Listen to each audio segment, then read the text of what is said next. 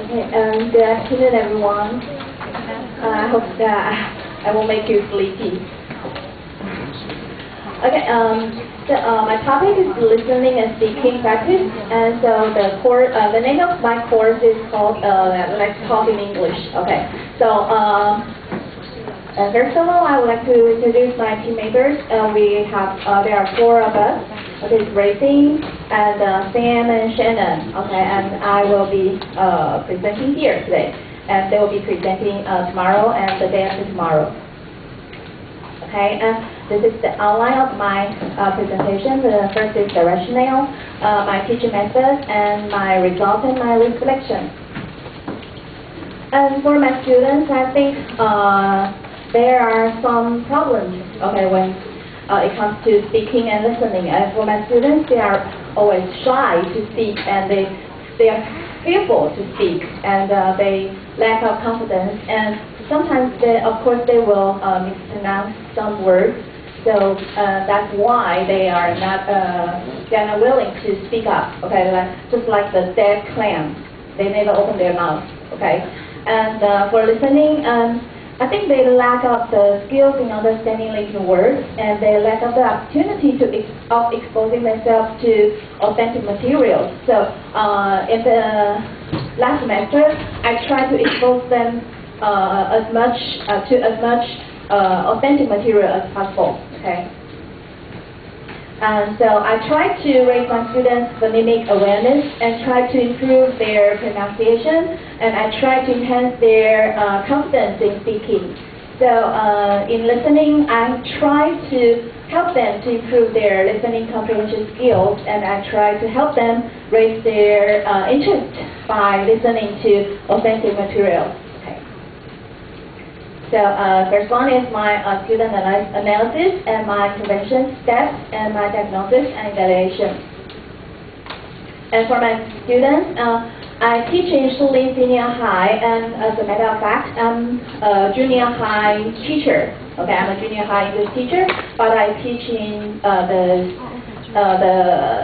12th grade. And because it's a selected course, so I only have 11 students. Okay, so it's quite a small class. But at first, I have 32 students selecting my course. But I asked them to, in the first class, I told them that I will be speaking English for the whole semester, and then 20 of them drop out. So that's a very, very effective way to keep your class size small. Okay? So if you are having a selected course like mine, and you can try to scare them away, okay, in the first class, because with the size of class, it's easier to conduct some activities, okay, and it's easier to attract those who are really interested in English, okay. And so we have 2 hours of classes every week, okay. So we have about 18 weeks. So after the course, I found that my students' PR value is rather high, because my school is not a very like a prestigious school like yours, and so my students is around like 60 or 70. But for those who select my course, I think their English are rather high. Okay. And so for my speaking activities and listening activities, the PowerPoint is all included in your disk, so maybe you don't need to take pictures. Yeah. Okay. So for the speaking activities, I asked them to do a self-introduction chart, and I have some speaking activities, like find someone who is like a human bingo, and I found a comic strip, and I wiped out the dialogue and asked them to make up their own dialogue and to act them out. Okay. And by the way, and I found a very interesting book, like One Fish, Two Fish, Red Fish, and Blue Fish. The reason I chose this book is because we went to Canada last summer, and we went to Victoria Island. Okay, and there's it's like a fish and chip, like a food stand called Red Fish and Blue Fish. Okay, so that's why I chose this book. Kind of remind me of the good days we spent in Canada. Okay, and for listening activities, I chose Rachel's ESL Cyber Listening Lab, and some episodes from English Central, and some episodes from Real English, and of course songs.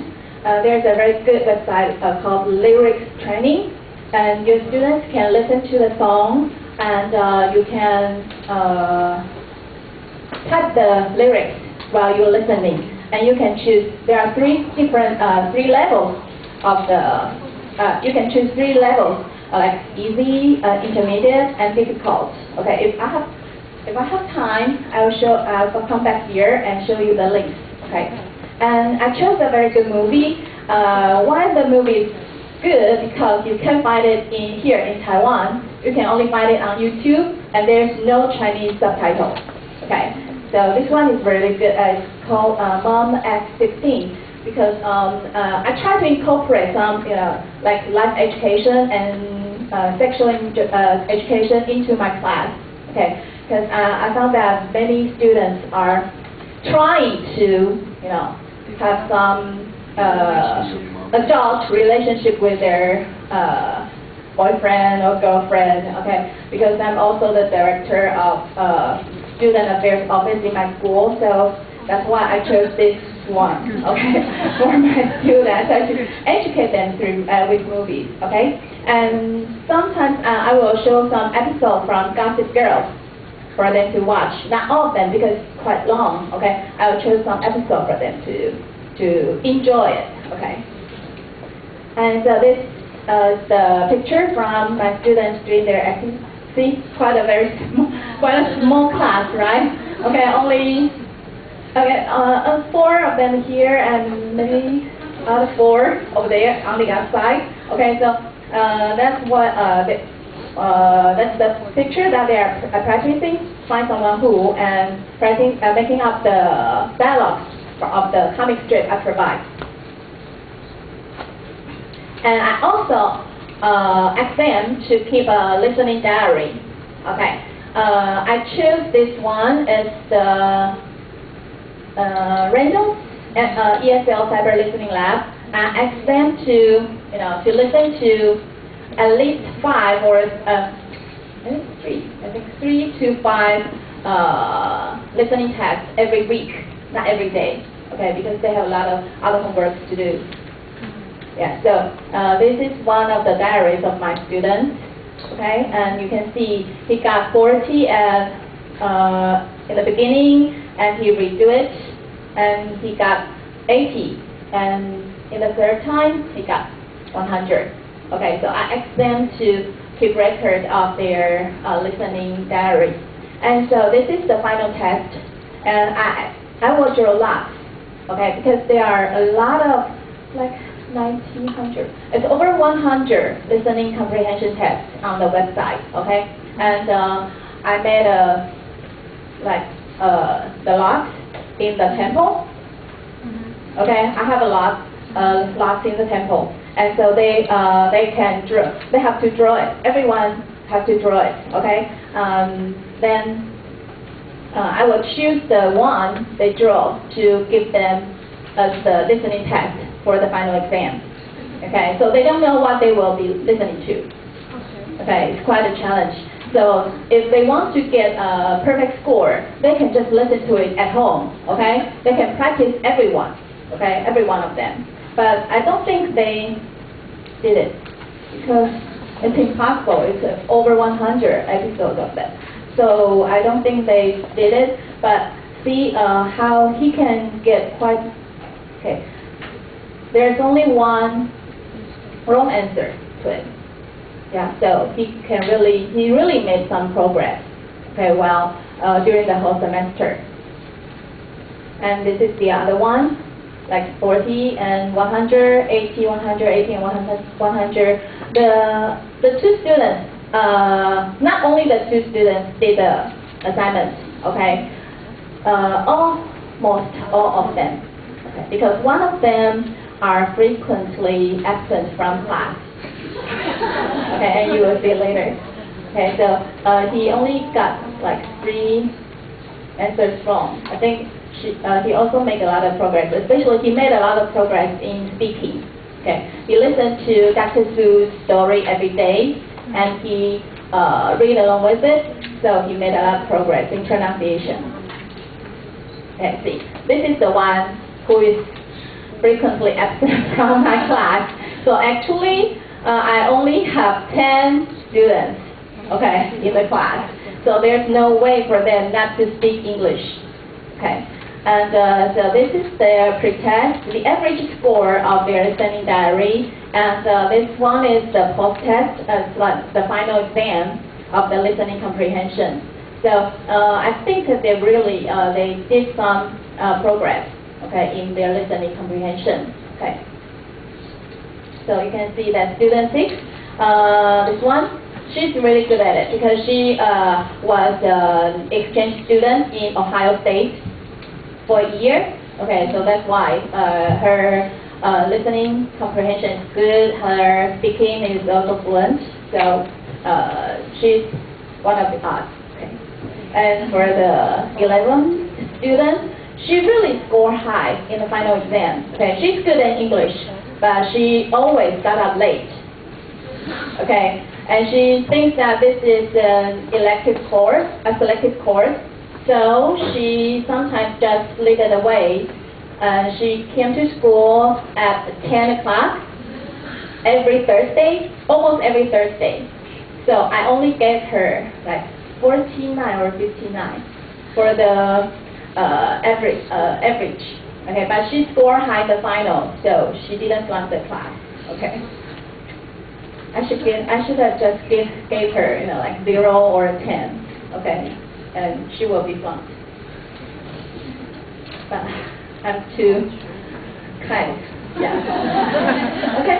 And for this one, this is the speaking diagnosis in the beginning of the semester, and I asked students to record it on their cell phone, or maybe there's no tape, right? Okay, so they will record it on the cell phone, or they record it on my cell phone. Okay. And I graded. And for the post-test, because I asked my students to read along with Dr. Su's the story on YouTube. So if they really, I think two of my students did that. Okay, 2 of my students really, listen to the story and read along with it. Because even though the story is kind of, childish, it's like a nursery book, but it really helps students to, practice their pronunciation, even though it's really simple. Okay, this is the book. I got it from the aquarium in Seattle. Okay, so we, back to, in Canada, we spent a long weekend to Seattle. Okay, that's the best part of the program. I didn't mean that. I didn't mean that the program is not gonna. Yeah, but traveling is always the best one. Yeah. Okay, we try to make the most of every moment there in Canada, because for me, I have 2 kids. I have to leave them alone here in Taiwan. So being a single mother there, yeah. So I have to make most of the time. Okay. And so for the speaking evaluation, the pre-reading and the post-reading recording gathered, and I compared so far. I have shown that those who have been listening to Dr. Su's story and have been reading along with it show significant progress. Okay. However, those who didn't spend time listening to the story and practice make little progress. Okay, that's for sure. Okay. And before in the beginning of the class, I did some phonemic awareness tests. I asked students to, for example, if you hear fast, you have to segmentize it. But okay, that's a phonemic segmentation test. But for the one, okay, the result shows that whether a student has strong phonemic awareness or not has no significant influence on their pronunciation. Like, for example, the one who has been who was the exchange student in the U.S., she did very, very badly in phonemic segmentation test. She can't segmentize it. Okay, for example, if I ask her to stigmatize dog, she kept thinking and said dog. No, I said the, oh, good. She said, I can't do that. Okay, but her pronunciation is good. So I don't think there's relevance between the good pronunciation and phonemic awareness, at least in this part. Okay. So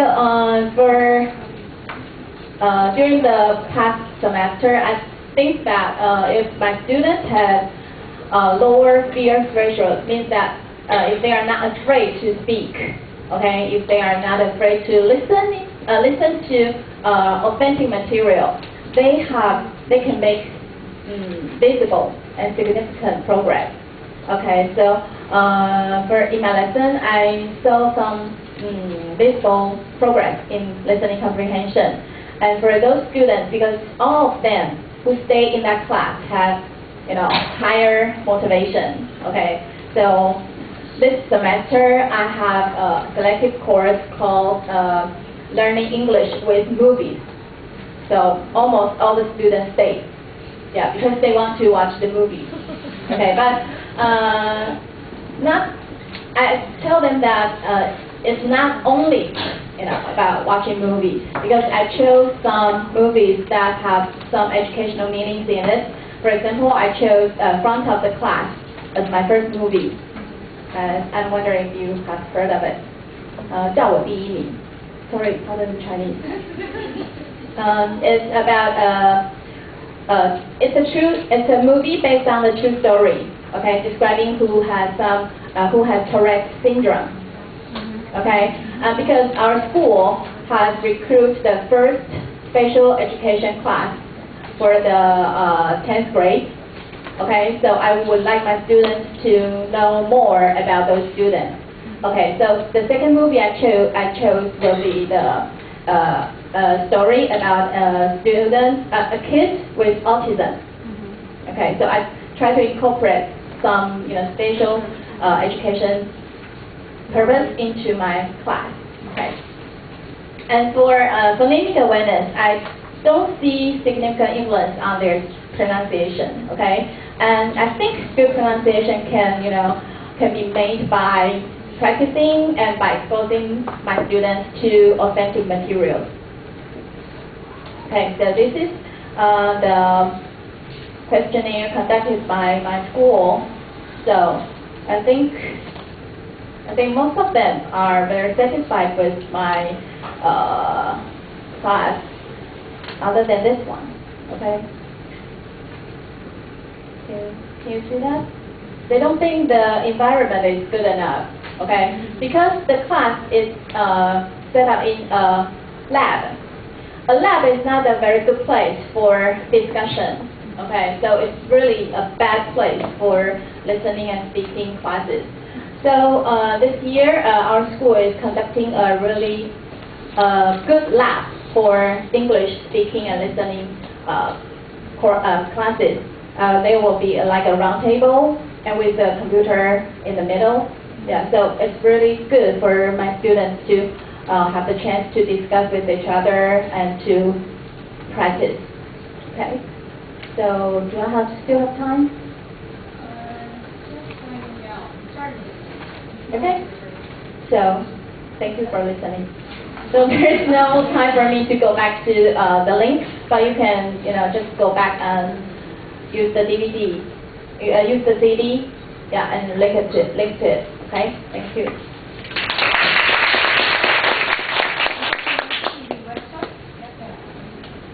That was one of the websites I had online.